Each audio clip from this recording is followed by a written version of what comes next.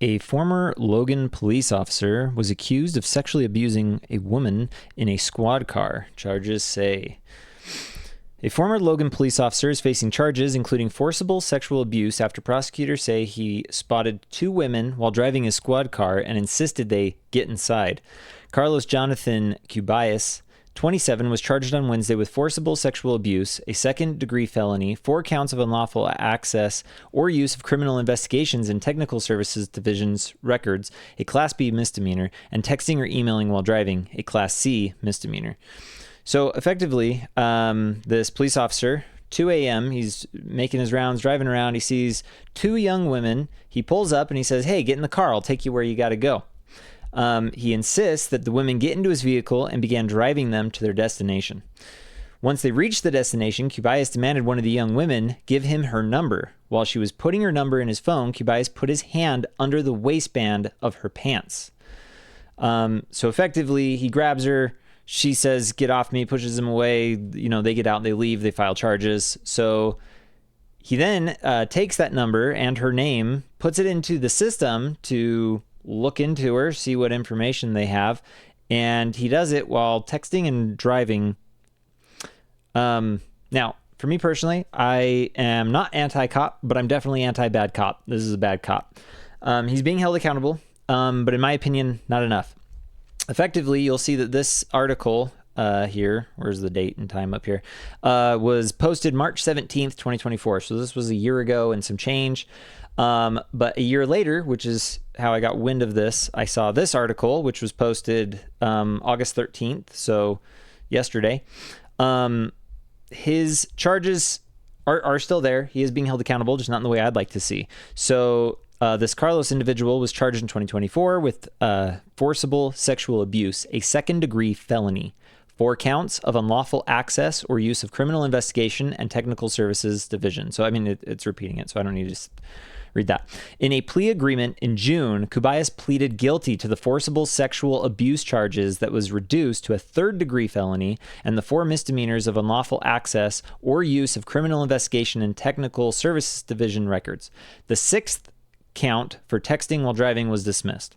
So they lowered his felony to a third-degree felony, and they dismissed his texting and driving. Now, I haven't been pulled over for texting and driving, but I've known individuals who have been pulled over for texting and driving.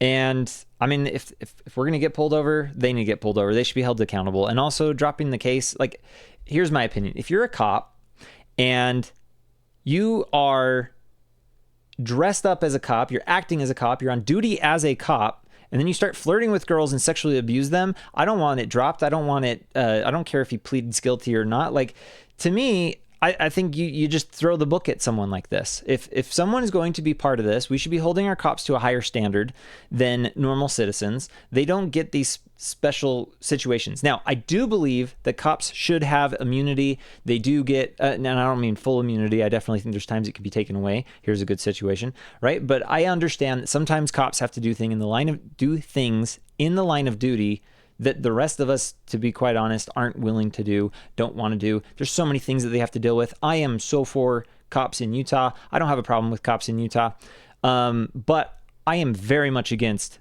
bad cops. If bad cops do things and they abuse their power and authority like this cop did, I don't know, maybe it made sense. I haven't actually looked into the court case. I'm just reading it from KSL here, but it kind of led me down this route. So I started looking into situations with cops with Utah.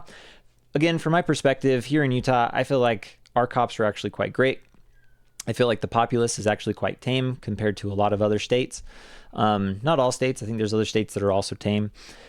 But I think Utah is definitely pretty tame. So I was looking into it. There was a poll here that the Hinckley Institute and Deseret did. So how much do you trust your local police department? I trust local police completely. That was 34%. I trust local police mostly, 48%. So this is 82% of Utahns trust their local police. I am definitely part of the I trust them completely. I've never had a problem with where I live, never had an issue. I love our police officers. I think they do a great job. Do they possibly sometimes mess up? Sure. But they're not committing these huge egregious crimes that this individual Carlos did. Then we'll scroll down so I can finish this. I distrust local police mostly, and I distrust local police completely. So 16%. Not a lot of Utahns actually distrust our police. Most of Utah, for the most part, I think is tame. And not only that, but I think our cops are tame. I think they do a great job. There was another question. Let's see if I scroll down. Do you agree or disagree with the following statement? Police in the United States are adequately trained to avoid excessive use or force. So 17% strongly agree, 37% somewhat agree. This puts it into the majority, 54% agree that in the United States they are adequately trained. This is Utahns thinking about the United States. Compared to, what about police in Utah? Do we think they're adequately trained? That is 63%, so that's an increase. So for whatever reason, most Utahns feel that most police are trained, that they're trained well to avoid excessive use of force. And in Utah, they're even more, they believe it even more. I do find it kind of funny that 80% trust them completely, but only 63% trust that they've been trained to avoid. That just seems very discrepancy. I would like to see how this poll was conducted. Something here just confuses me. I don't understand it. If I trust them completely, I'm going to trust that they were trained to avoid excessive use of force. I'm going to put it this way. I actually genuinely do believe that they are adequately trained. My problem is, are they adequately vetted? So that led me down the path of trying to understand how cops are hired, what that goes on. There's this thing called the Brady List.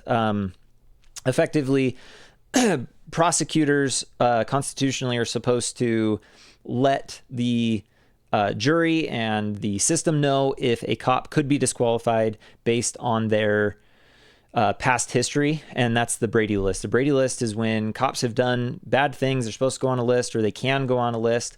Utah effectively has had all the jurisdictions have their own Brady lists. They keep them. Sometimes they share them with other jurisdictions. If the police officer's moving, the police chief there can request out and say, hey, do you got any information on this guy? They can look into it if that person's done anything bad. Utah wasn't, in my opinion, doing a great job with this. I'd like to see it more consolidated. I'd like it to be forced to be consolidated. I'd also like it to be fully transparent. I think that we and when I say fully, I shouldn't actually say fully. There are basically an accusation against the cop sometimes gets put on these lists. I don't think those should necessarily be forced to the public, but if there are criminal charges, if they've been found, like this Carlos individual was found to have committed wrong and he pleaded guilty, so he's going through the court system, that should be added to their record. And we should be able to see that. So there was a bill earlier this year, the Law Enforcement Modifications Bill, that was pushed forward. It was signed in March, I think 25th. So basically a year after this event. I don't know if it was tied to this event, probably not. But well, you'll see here the Brady material is the means potential impeachment information that a prosecutor has disclosed or may disclose to a defendant being prosecuted for a criminal offense relating to a conduct of a peace officer who was involved in the arrest of the investigation or defendant. The Brady identification system is the system that would be used for that information. My problem is, we'll scroll down here, line 53, a prosecution agency is not required to maintain a Brady identification system and may determine that the prosecution agency discovery obligations regarding Brady material can be met through another procedure. I don't know what that other procedure is. To be honest, if they're going to pass this law, it should have just been a shall. I'm very grateful for a lot of the things in here. It gives the police officer an opportunity for due process. So if someone is added to this Brady identification system, that they have to notify the police officer. That police officer then can refute the charges and say, or not the charges per se, but the accusation. He can say this didn't happen. They can go through their due process, figure it out. Again, if it's a criminal charge, though, they are required to include it. So if the Brady material underlying the peace officer's placement onto the Brady identification system relates to crime conviction, they are required. Not required to provide a procedure described in subsection 3A. Yeah, sorry, I read that all wrong. Apologize. I don't know why I started here. A prosecution agency is not required to provide the procedures described in subsection 3A if the Brady material underlining the peace officer's placement onto the Brady identification system relates to a crime conviction. So if they were convicted of a crime, they don't have to go through the above of sending notification, letting them fight it. They can just put it on the list. They don't have to worry about the police officer or what they think. So I'm fine with that. I think that's a really good thing. My concern is the fact that it's not required. They're not requiring it to be a shared database. They can all house their own database and they can do it in whatever format they want. They could just have a Google spreadsheet where they record an officer's name and a thing that happened. I don't like that. If they are going to pass this law, I think they should have just actually, it should have been a shall, not a may. The other issue I have is on 115. Any information or record maintained by a prosecution agency in a Brady identification system is not subject to disclosure under Title 63G, Chapter 2, the Government Records Access and Management Act. It's like a FOIA thing, right? So Utah's basically said, we're going to give access to government records. We're going to manage them online. People can go online to look up these records. They can pull them. It's kind of like doing a FOIA request. It's our GRAMA, I guess, GRAMA. It's not required, or it's not even part of it. They're like, it's not subject to it. So it's not even like, not only are they not required to put it in, if they do put information into this Brady list, and no matter how they put it in, they can put it in wherever they want. They can put it however they want. And when they do, the public doesn't even get to know that it's on there. I believe that the government should be transparent. I see no reason why the police officers that are supposed to be held to a higher standard, these are individuals that I think that they also live a higher, well, I shouldn't say higher. What's a better way to say it? A lot of these individuals are pretty well kept here in Utah. I think they do a great job. And so I think it's fine asking them to live to a higher standard. Therefore, they have to live to that higher standard.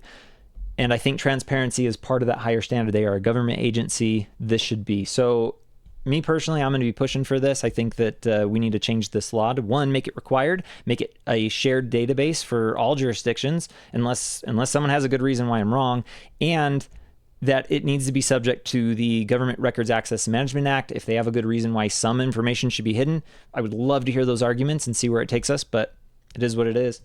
So that kind of led me down. I was just thinking about Utah, like, how does Utah actually compare to other states? Again, like, my gut feeling is I feel like Utah's doing pretty good. I don't really have any stats from the other states. It does seem like Utah's actually pretty low. I read on one website that apparently we have a very high, we were given a low rating because we have a high amount of arrests for low-level crimes. And so they felt that whatever website I was looking on, I think it was like police scorecard or something.org, they effectively were saying that Utah deserved a low score for this. And so when I looked into it, I thought it was funny. I came here to the Utah Department of Public Safety. They've got this Group A and Group B. Group A are crimes against persons, society, and property that are recorded regardless of an arrest. Group B is it's only reported if there was an arrest. I don't know why there's a distinction there, but apparently some of the Group A were not arrested. So when I look at Group A, here's all the different types. They sorted it out for our study and ability to look into these stats crimes. The funny thing is the negligent manslaughter is considered a misdemeanor, and the simple assault is a misdemeanor. I'm not sure how they define intimidation. That I would assume most of those are misdemeanors, just like threats and things.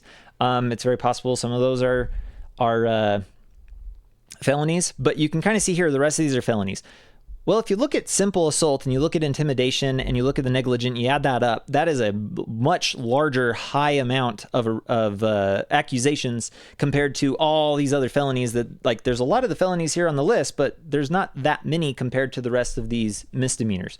So to me, it would make sense that Utah's going to see a higher arrest rate for low-level crime because, well, it looks like Utah's not actually committing that much high-level crime, felonies. You can also see here, this is the Group B where they actually were arrested. A lot of these, I didn't look into these, but a lot of these are misdemeanors. Some of them are felonies. But again, there's just not that many. All other offenses, I have no idea what that is. So looking at this, when someone was actually arrested for disorderly contact, driving under the influence, family offenses, liquor laws. So you have all of these. I don't know where they stand. I didn't look into it, but I did look into it here. And you can kind of tell, of course, Utah's going to be arresting individuals with low, I don't know why I'm struggling with that. Low-level crimes. I think that's great. I would rather us be arresting people for low-level crimes than for high-level crimes, especially for things like simple assault and like aggravated assault, fondling. I don't actually know what that is, but probably has something to do with some sexual abuse. I'm not sure.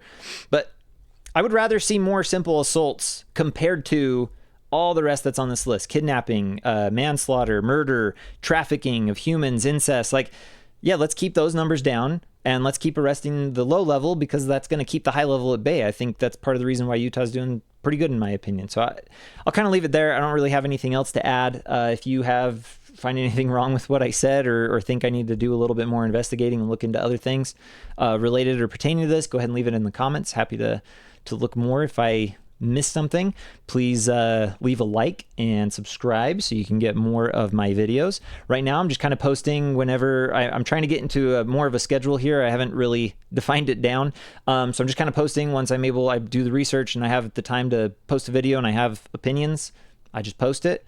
Sooner or later I'd like to get to more of a set schedule, and I'll probably work on that. So yeah, there we go. Thanks for listening in, and have a great day.